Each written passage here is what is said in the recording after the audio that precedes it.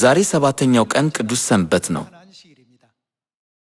ዛሬ የኢየሱስ ሕይወትና አካባቢ በሚል የስብከት ርዕስ ስር የእግዚአብሔርን ቃል ላካፍላችሁ እወዳለሁ።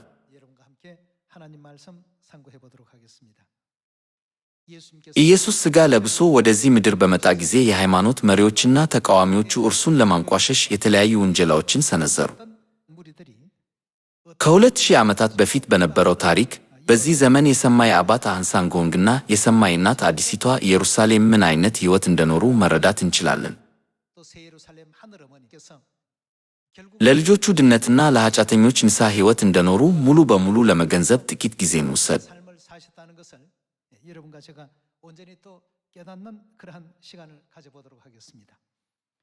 የቆላስይስ መጽሐፍ ምዕራፍ 2 ቁጥር 2 እንመልከት።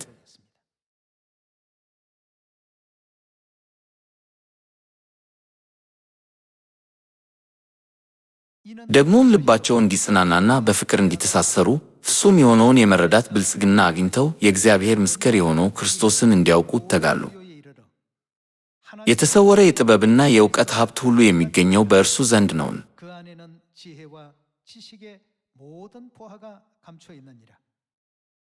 ማንም ንግግር በማሳመር እንዳያታላችሁ ይህን እነግራችኋለሁ። ምንም በሥጋ ከእናንተ ርቄ ብገኝ በመንፈስ ከእናንተ ጋር ነኝና በስርቀት መኖራችሁንና በክርስቶስ ያላችሁን ጽኑ እምነት እየየው ደስ ይለኛል።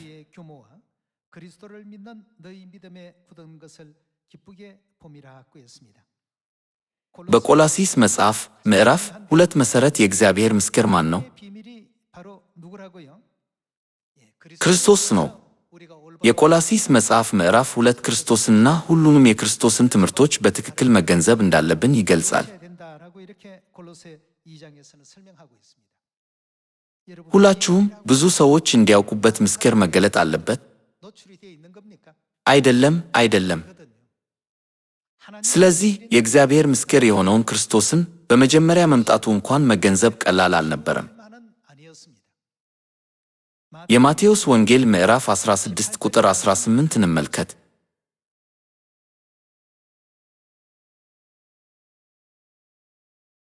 ምዕራፍ 16 ቁጥር 18 አንተ ጴጥሮስ ነህ፣ በዚህ ከዕለት ላይ ቤተ ክርስቲያኔን እሠራለሁ፣ የገሃነም ደጆችም አያሸንፎትም።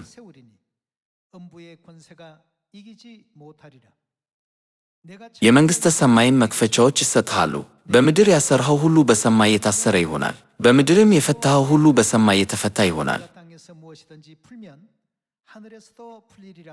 ቀጥሎም እርሱ ክርስቶስ መሆኑን ለማንም እንዳይናገሩ ደቀ መዛሙርቱን አስጠነቀቃቸው።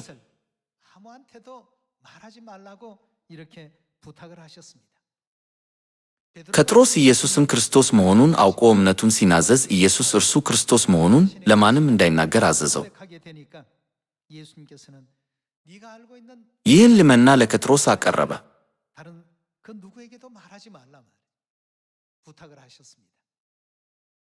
ስለዚህም ክርስቶስ ወደዚህ ምድር ሲመጣ በማንነቱ ምን አደረገ? ማንነቱን ደብቆ በድብቅ መጣ። በምስክር የመጣው የክርስቶስ ሕይወትና አካባቢ ሁሉም ሰው በቀላሉ ሊረዳውና ሊቀበለው የሚችል ነገር አልነበረም። እግዚአብሔር በምስጢር እንደመጣ የሥጋን ድንኳን እንደለበሰ እና ልክ እንደኛ ሕይወት መኖራችንን ስናሰላስል ለመቀበል እጅግ አስቸጋሪ በሆኑ ሁኔታዎች ውስጥ እንኳን ከኋላው የእግዚአብሔር ታላቅ የመዳን ዓላማ እንዳለ እንገነዘባለን።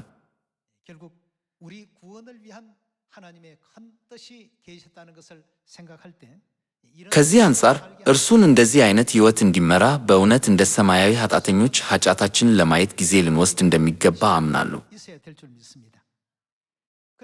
ታዲያ ወደዚህ ምድር የመጣው ኢየሱስ ማን ነው? ኢሳይያስ ምዕራፍ 9 እንመልከት።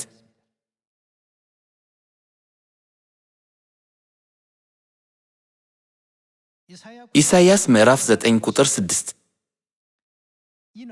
ሕፃን ተወልዶልናል፣ ወንድ ልጅም ተሰጥቶናል፣ አለቅነትም በጫንቃው ላይ ይሆናል።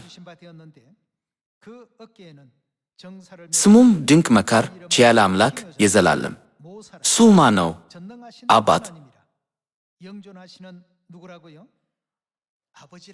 ይህ ከአባትኩ የተባለው አምላክ ያህዌ ወልድ ሆኖ ወደዚህ ምድር እንደሚመጣ የሚናገረው በጣም አስፈላጊ ትንቢት ነበር።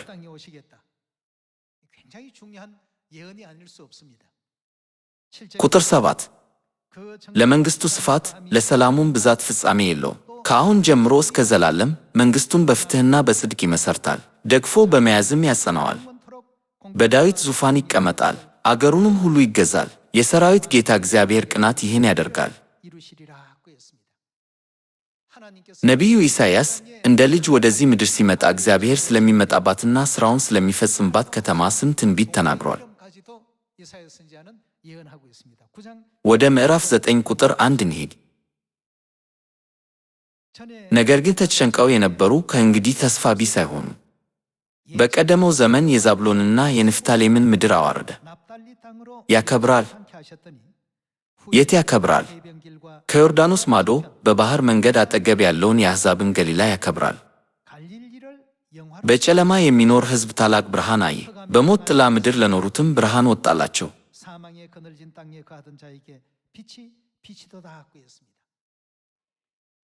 ኢየሱስ የሥጋን ድንኳን ለብሶ አገልግሎቱን ስለሚፈጽምበት የገሊላ ክልል ዝርዝር ጉዳዮች እንኳ ከመምጣቱ ከ700 ዓመታት በፊት በትንቢት ተነግሯል።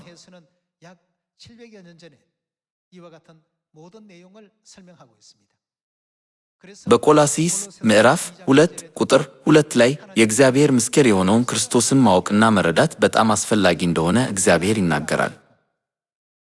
ኢየሱስ ጴጥሮስን አንተ እኔ ማን ትለኛለህ ሲል ጠየቀው። ጴጥሮስም አንተ የሕያው እግዚአብሔር ልጅ ነህ ሲል መለስ።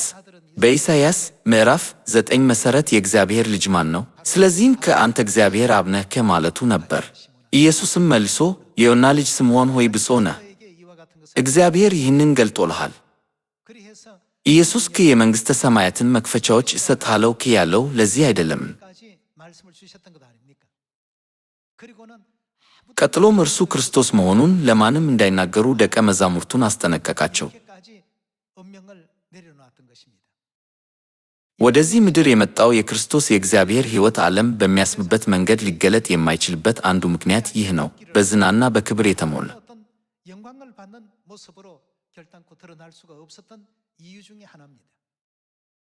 በዓለም ሰዎች እይታ በዚህ ጉዳይ ወይም በዚህ ጉዳይ ላይ ስህተቶችን የማግኘት ዕድሎች ነበሩ።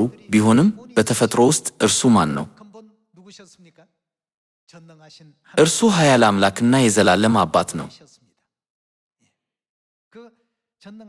ኃያል አምላክ የዘላለም አባት ወደዚህ ምድር በመጣ ጊዜ ምን አይነት ሕይወት እንደኖረ እመልከት። የሉቃስ ወንጌል ምዕራፍ 11ን አብረን እንክፈት።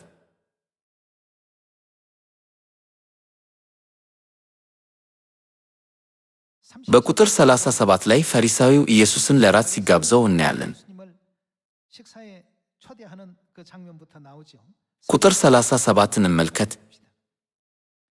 ኢየሱስ ንግግሩን እንደጨረሰ አንድ ፈሪሳዊ ከእርሱ ጋር ምግብ እንዲበላ ጋበዘው። እርሱም አብሮት ገብቶ በማዕድ ተቀመጠ። ፈሪሳዊውም ኢየሱስ ከምግብ በፊት እጁን እንዳልታጠበ ባየ ጊዜ ተደነቀ። ጌታም እንዲህ አለው፣ አሁን እናንተ ፈሪሳውያን የጽዋውንና የወጭቱን ውጫዊ ክፍል ታጽዳላችሁ፣ ውስጣችሁ ግን በስስትና በክፋት የተሞላ ነው። እናንት ሞኞች፣ የውጭውን የፈጠረ የውስጡንም አልፈጠረምን? ነገር ግን በውስጥ ያለውን ምጽዋት አድርጋችሁ ስጡ፣ በዚህ ጊዜ ሁሉም ንጹሕ ይሆንላችኋል። ኢየሱስ ከመብላቱ በፊት እጁን አልታጠበም። ዕቃ ከመጠቀም ይልቅ በባዶ እጁ ምግብ ይበላ ነበር።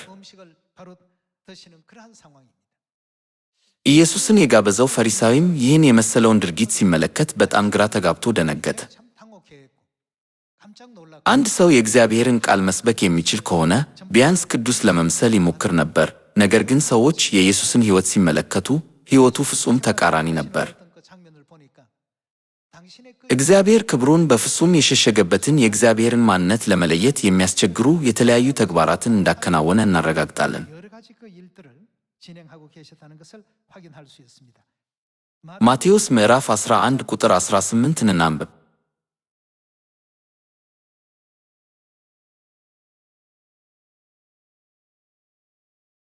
ዮሐንስ ከመብልና ከመጠጥ ተጥቦ በመምጣቱ ጋኔን አለበት ይሉታልና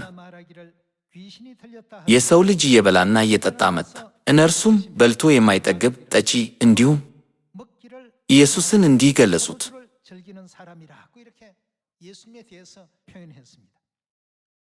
ሰዎቹ እርሱን ሆዳም ብለው ገለጹት። በሌላ አነጋገር እርሱ በክብር እየበላ ሳይሆን ምግቡን በስግብግብነት እየበላ ነው ማለታቸው ነው። የሰው ልጅ እየበላና እየጠጣ መጣ። እነርሱም በልቶ የማይጠግብ ጠጪ፣ እንዲሁም የቀረጥ ሰብሳቢዎችና የገጃተኞች ወዳጅ። በድሮ ጊዜ ቀረጥ ሰብሳቢዎችና ኃጢአተኞች በጣም ዝቅተኛ መደብ ተደርገው ይታዩ ነበር። ተራ ሰዎች እንኳ ከእነዚህ ሰዎች ጋር አይገናኙም ነበር። ሆኖም መጽሐፍ ቅዱስ ኢየሱስ እንደ ወዳጆቹ አድርጎ ይመለከታቸው እንደነበር ይናገራል። እጅግ የተቀደሰና እጅግ የከበረ አምላክ በሥጋ ወደዚች ምድር መጥቶ እንደዚህ ያለ የሰው ሕይወት ለምን ኖረ?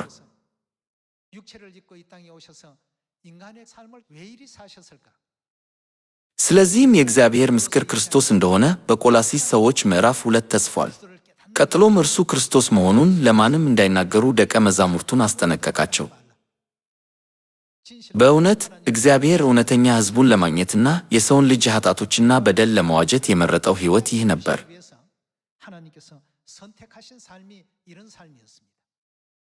በሉቃስ ምዕራፍ 15 እንቀጥል።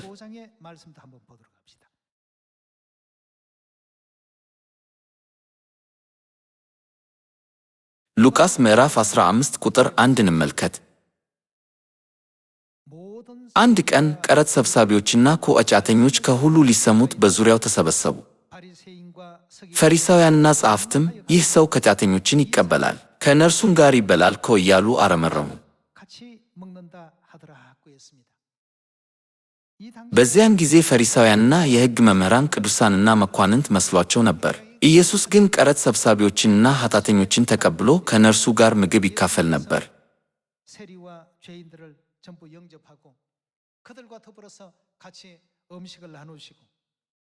እሱ በፍጹም ክቡር ሆኖ አልታየም። የዚህ ወንጌል ጸሐፊ የሆነው ሉቃስ ኢየሱስ ቅዱስ ሆኖ ያልታየበትን ይህንን ትዕይንት መዝግቦታል። ኢየሱስ በዚህ ዘመን በዚህ መንገድ ቢገለጥ ምን ይሆናል? ወደ ማቴዎስ ምዕራፍ 21 ቁጥር 31 እንመለስ።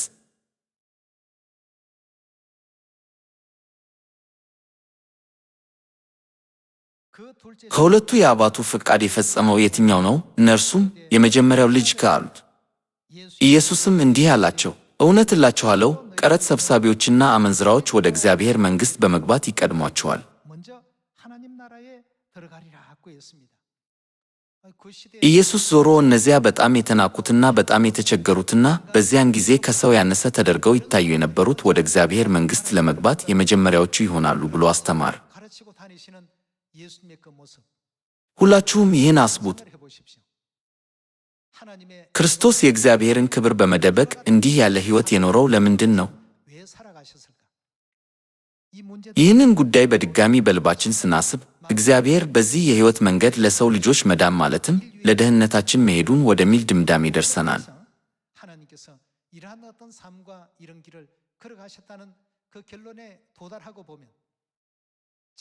በትንቢተ ኢሳይያስ ምዕራፍ 53 ላይ እንደ ተጻፈው በበደላችንና በመተላለፋችን ምክንያት ነው። በሰማይ ኃጢአትን ባንሰራ ኖሮ ይህ በአምላካችን ላይ አይደርስም ነበር። ሁሉን ቻይ አምላካችን ለድሆች፣ ለብቸኞች፣ ለደካሞችና እንደ ሰው ከዓለም ያነሱትን እንኳን ተስፋ ሰጥቷቸው መንግሥተ ሰማያት እንዲያውቁ አንክቷቸዋል።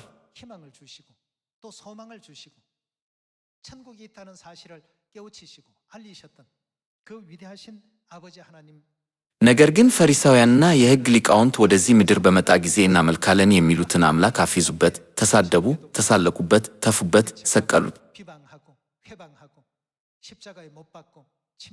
አንተ ተራ ሰው ሆነህ ሳለህ አምላክ ነኝ ትላለህ እያሉ ሊወግሩት ድንጋይ አነች።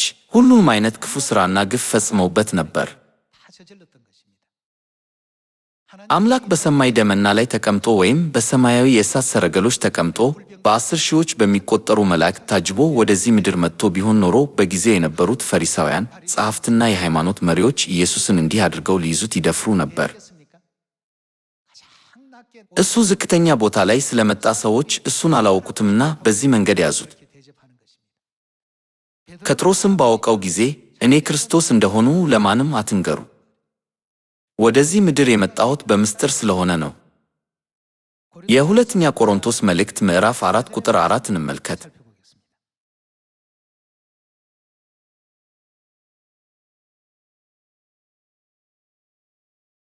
ምዕራፍ 4 ቁጥር 4 እንመልከት። የሆነውን የክርስቶስ የክብሩን ወንጌል ብርሃን እንዳያዩ የዚህ ዓለም አምላክ የማያምኑትን ሰዎች ልቡና አሳውሯል። እሱ ማን ነው? የእግዚአብሔር አምሳል ክርስቶስ አምላክ ነው። በኢሳይያስ ምዕራፍ 9 መሠረት እርሱ ከኃያል አምላክ ነው። ሌላስ ምን? የዘላለም አባት በኢሳይያስ ምዕራፍ 9 ላይ የአሕዛብን ገሊላ ለማክበርና ታላቅ ብርሃንን ለማብራት ወደዚህ ምድር እንደሚመጣ ትንቢት አልተነገረም? ወደ ቁጥር 6 እንሂድ። በክርስቶስ ፊት እግዚአብሔር የክብሩን ዕውቀት ብርሃን ይሰጠን ዘንድ በጨለማ ብርሃን ይብራ ያለው እግዚአብሔር ብርሃኑን በልባችን አብርቷል።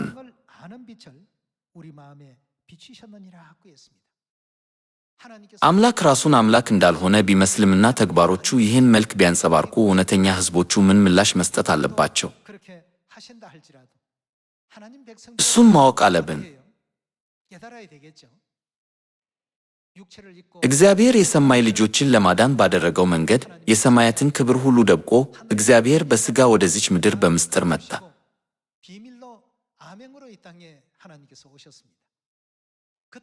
በዚያን ጊዜ እግዚአብሔርን ያወቁ ሰዎችና ከእርሱ የራቁ ሰዎች ነበሩ። እርሱን የተከተሉት 5000 ሰዎች ነበሩ። ነገር ግን ዮሐንስ ምዕራፍ 6 ቁጥር 66 ምን አደረጉ ይላል? ከደቀ መዛሙርቱ ብዙዎቹ ወደ ኋላ እንደተመለሱ ይናገራል። ምንም እንኳን እግዚአብሔር ራሱ መጥቶ ትምህርቱን ቢሰጣቸውም ከአእምሯቸው በላይ የሆኑ ታምራትን ቢያደርግም ምኞታቸውን ስላላሟላላቸው ከእርሱ ርቀዋል።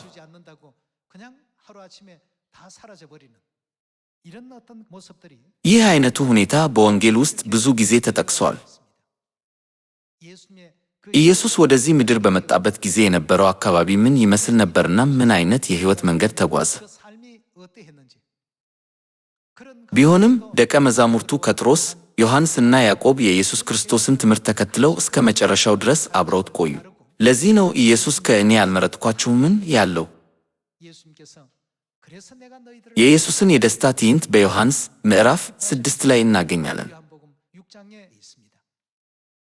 በዚህ ዘመን ኢየሱስ ራሱ ሊያስተምረን ቢመጣ አሜን ብለን 100% የምንከተል ይመስለናል፣ ግን እንደዛ አይደለም። የዮሐንስ ወንጌል ምዕራፍ 6 ቁጥር 66 እንመልከት።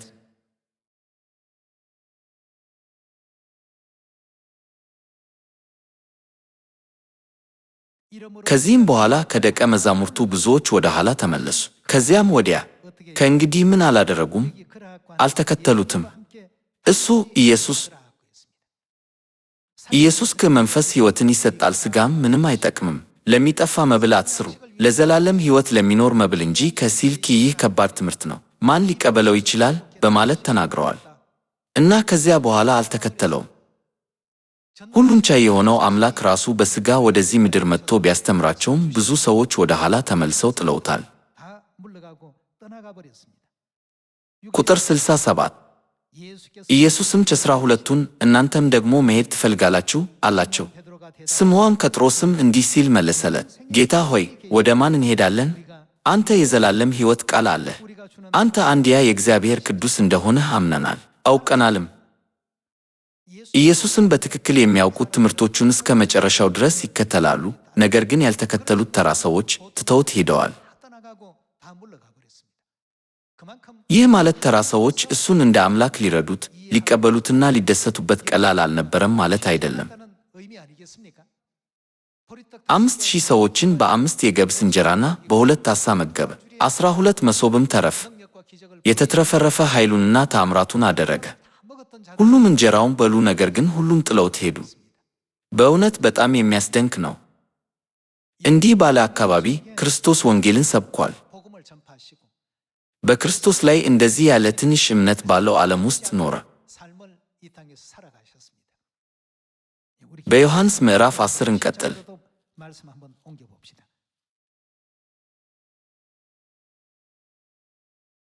የዮሐንስ ወንጌል ምዕራፍ 10 ቁጥር 30 እኔና አብ አንድ ነን። አይሁድ ሊወግሩት እንደገና ድንጋይ አነች። ኢየሱስ ግን ከአብ የሆኑ ብዙ ታላላቅ ታምራትን አሳየዋችሁ። ታዲያ ከእነዚህ ስለ የትኛው ትወግሩኛላችሁ አላቸው። አይሁድም የምንወግርህ ተራ ሰው ሆነህ ሳለህ ራስህን አምላክ በማድረግ የስድብ ቃል ስለ ተናገርህ ነው እንጂ ከእነዚህ ስለ የትኛውም አይደለም ብለው መለሱለት።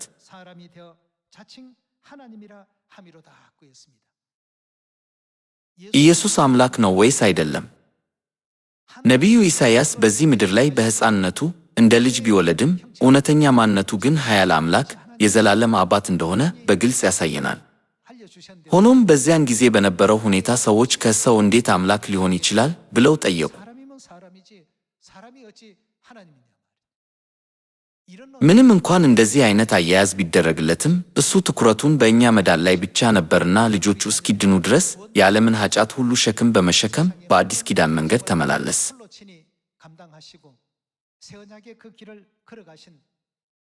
የእግዚአብሔርን ጸጋ፣ ፍቅር፣ መሥዋዕትነትና መሰጠት ፈጽሞ መርሳት የለብን። ይሁን እንጂ በድንጋይ ሊወግሩት የሞከሩ አንዳንድ ድፍረት የሌላቸው ሰዎች ነበሩ። ወደ ምዕራፍ 6 እንሂድ። የዮሐንስ ወንጌል ምዕራፍ 6 ቁጥር 41 አይሁድም ከሰማይ የወረደ እንጀራ እኔ ነኝ በማለቱ ያረመርሙበት ጀመር። ደግሞም ይህ አባቱንና እናቱን የምናውቃቸው የዮሴፍ ልጅ ኢየሱስ አይደለም? ታዲያ አሁን እንዴት ከሰማይ ወረድሁ ይላል አሉ። ኢየሱስ ከሰማይ አልወረደም። አይሁድ በሰው አምሳል ከሰማይ ወደዚህ ምድር የወረደውን አምላክ አላወቁትም ነበር። ወደዚህ ምድር የመጣው በማርያም በተባለች ሴት ሥጋ ነው። እነሱም አሰቡ አባቱ ዮሴፍ ነው እና ወላጆቹን ሁላችንም እናውቃለን። እንዴትስ ከሰማይ እንደ ወረደ ውሸት ይናገራል? በዚህ ሁኔታ ኢየሱስን እውነተኛ አምላክ አድርገው ሊቀበሉት ይችሉ ነበር። እርሱም በመስቀል ላይ ግንባር ቀደም ሆነው ለመቅረብ አላቅማሙ። ደሙ በራሳቸውና በልጆቻቸው ላይ ይሁን ብለው ጠይቀዋል። አይሁዶች ይህን ለመናገር በቂ እምነት ነበራቸው። ወደ ዮሐንስ ምዕራፍ 7 እንሂድ።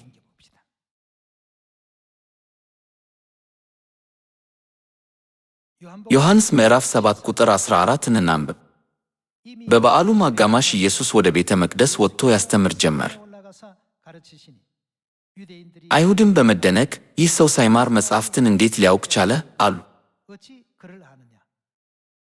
በቀላል አነጋገር የትምህርት ታሪክ የለውም፣ ነገር ግን ማንበብና መጻፍ የሚችል ነው በሚሉ አፍራሽ ቃላት ይናገሩ ነበር። ቁጥር 41 ሌሎችም እርሱ ክርስቶስ ነው አሉ። ሌሎች ደግሞ እንዲህ አሉ፣ ክርስቶስ እንዴት ሊመጣ ይችላል? ከየት መምጣት የለበትም አሉ። ከገሊላ። እነሱም ክርስቶስ ከገሊላ ፈጽሞ ሊወጣ እንደማይችል እናውቃለን። ይሁን እንጂ ኢየሱስ የመጣው ከገሊላ አይደለምን? በዚህ መንገድ እንደገና ኢየሱስን ስም አጠፉ። ዮሐንስ ምዕራፍ 1 እንመልከት።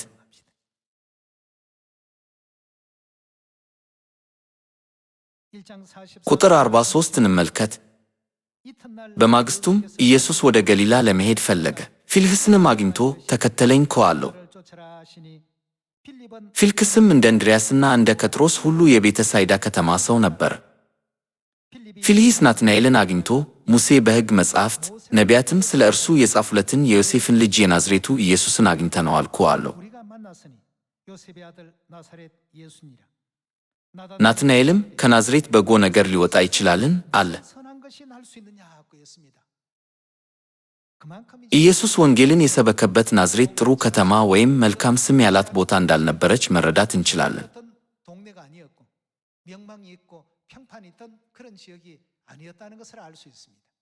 ከናዝሬት መልካም ነገር ሊመጣ ይችላልን?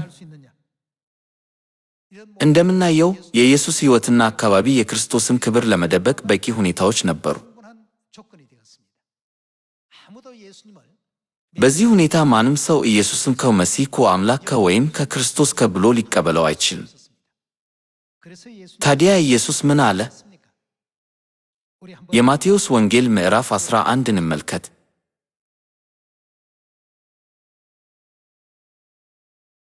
የማቴዎስ ወንጌል ምዕራፍ 11 ቁጥር 2። ዮሐንስ በእስር ቤት ሆኖ ክርስቶስ በማድረግ ላይ ያለውን ነገር በሰማ ጊዜ ደቀ መዛሙርቱን ወደ እርሱ ልኮ ይመጣል ተብሎ የሚጠበቀው አንተ ነህ ወይስ ሌላ እንጠብቅ ሲል ጠየቀ። ኢየሱስም እንዲህ ብሎ መለሰላቸው፣ ሄዳችሁ የምትሰሙትንና የምታዩትን ለዮሐንስ ንገሩት። ዕውሮች ያያሉ፣ አንካሶች ይራመዳሉ፣ ለምጻሞች ይነጻሉ፣ ደንቆሮዎች ይሰማሉ፣ ሙታን ይነሳሉ፣ ለድሆችም የምሥራች እየተሰበከ ነው። በእኔ የማይሰናከል ሰው ሁሉ የተባረከ ነው።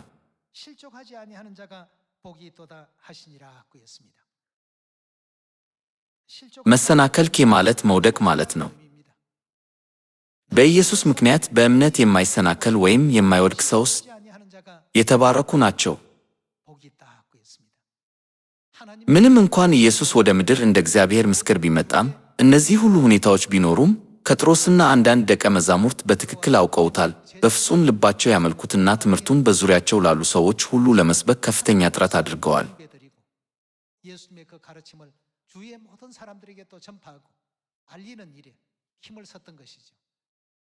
ሆኖም ግን የሌላውን ሰው ሁኔታ ተመልከቱ።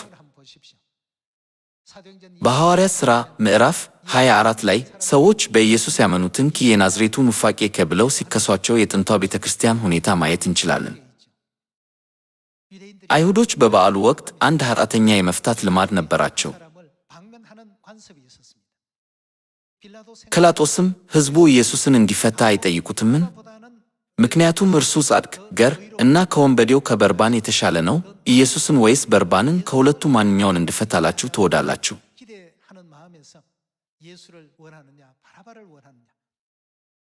ሆኖም ሁሉም በአንድነት በርባንን ፍታ እኮ አሉ። ኢየሱስን ስቀለው ብለው ጮኹ። ይህን ሁሉ ከመጋረጃ ጀርባ ያቀነባበረው ማን ነው? በዚያን ጊዜ የነበሩት የሃይማኖት መሪዎች ኢየሱስን በመስቀል ላይ እንዲሰቀል እስኪወሰዱት ድረስ ሕዝቡን ሲያታልሉ አልነበሩምን?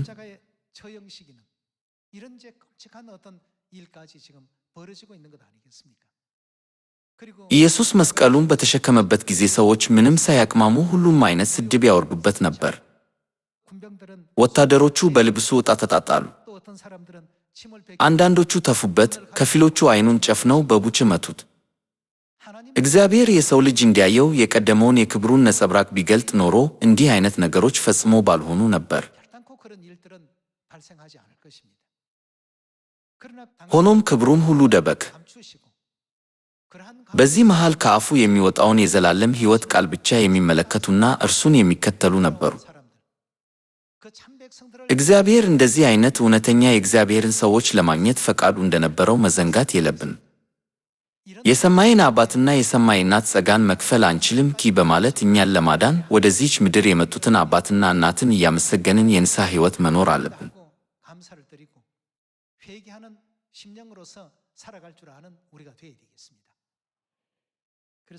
ስለዚህ ከልመና ጸሎት ይልቅ የንስሐ ጸሎት ተቀባይነት እንዳለው እንድታውቁ እፈልጋለሁ።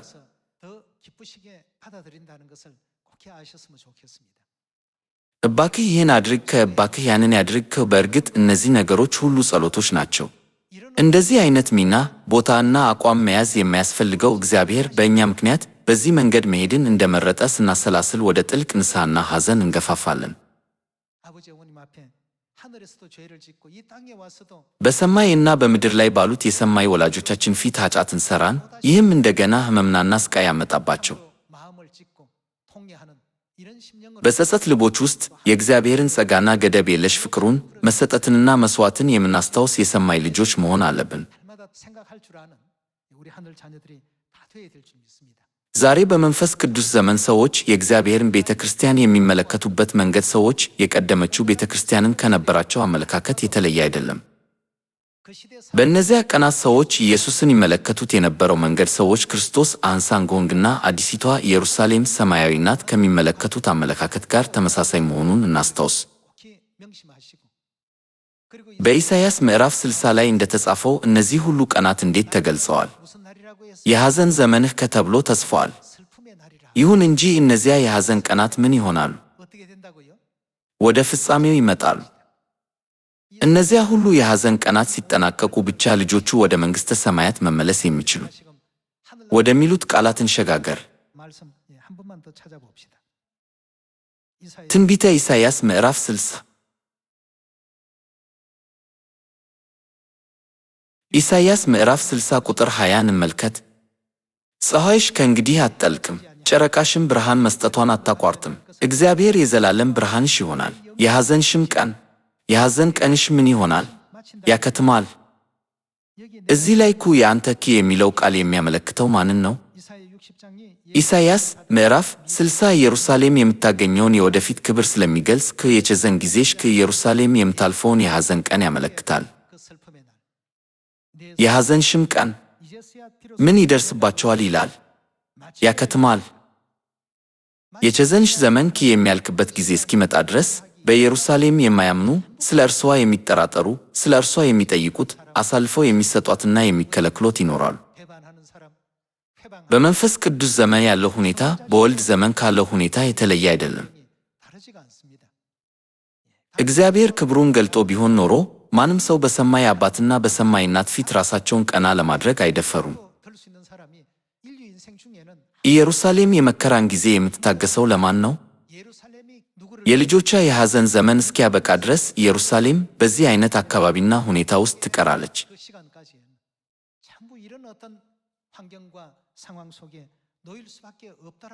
ወደ ቁጥር 14 እንሸጋገር። ምዕራፍ 60 ቁጥር 14 የአስጨናቂዎችሽ ወንዶች ልጆች እየሰገዱ ወደ አንቺ ይመጣሉ፣ የናቁሽም ሁሉ እግርሽ ላይ ይደፋሉ። የእግዚአብሔር ከተማ፣ የእስራኤል ቅዱስ ገንዘብ የሆንሽው ጽዮን ብለው ይጠሩሻል።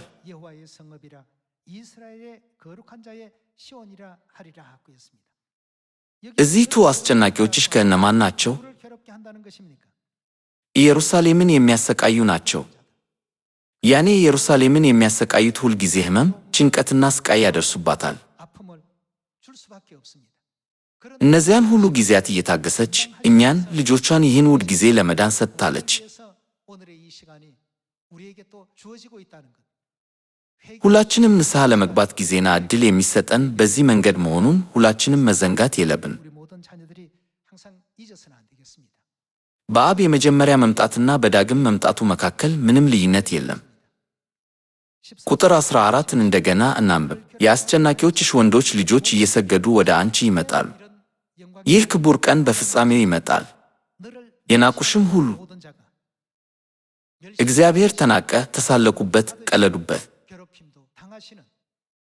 አንዳንዶች አምላክ ከሆነ ለምን ተጨነቀ ብለው ያስቡ ይሆናል። እግዚአብሔር ከሆነ ለምን ይናቃል?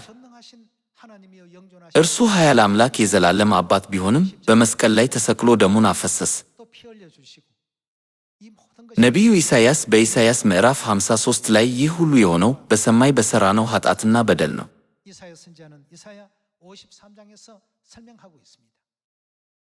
በኢየሩሳሌምም እንዲሁ ነው። የተቸገረችና የተናቀች ናት።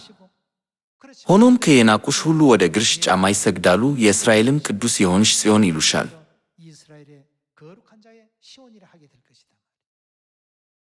መጽሐፍ ቅዱስ የሚናገረውም ይህንኑ ነው። ኢየሱስ በዚህ መንገድ መሆን አለበት የሚሉት ቅዱሳን ጽሑፎች ስለሚፈጸሙ ይህ ሁኔታ የማይቀር እንደሚሆን ተናግሯል። ስለዚህ ይህን ሁሉ ስቃይ፣ ንቀትና ችግር የሚታገሱት እነማን እንደሆኑ ስናስብ ለሰማይ አባትና የሰማይ እናት መሥዋዕትነት መሰጠትና ፍቅር በድጋሚ ምስጋናና ክብር ልንሰጥ ይገባል።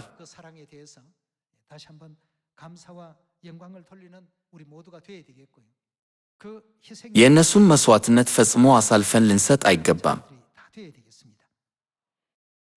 ከእንደዚህ አይነት አካባቢ የጠበቀን እግዚአብሔር ድንቅ አባታችንና ድንቅ እናታችን ናቸው።